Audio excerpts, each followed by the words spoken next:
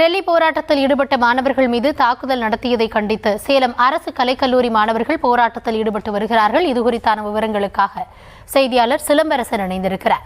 சிலம்பரசன், போராட்டம் தொடர்பான முழுமையான விவரங்களை வழங்கலாம். வணக்கம். டெல்லியில் நீட் தேர்வு முறைகேடு தொடர்பாக போராட்டத்தில் ஈடுபட்ட மாணவர்கள் மீது நடத்திய தாக்குதலை கண்டித்து சேலத்தில் அரசு கல்லூரியில் மாணவர்கள் நுழைவாயில் முன்பு அமர்ந்து 50க்கும் மேற்பட்டோர் போராட்டத்தில் ஈடுபட்டு வருகின்றனர்.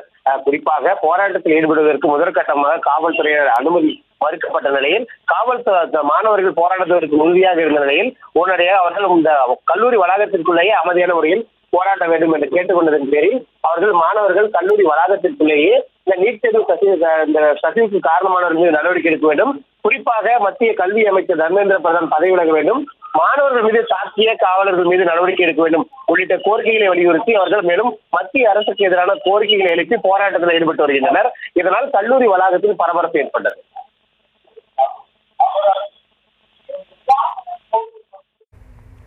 விவரங்களுக்கு நன்றி சிலம்பரசன்.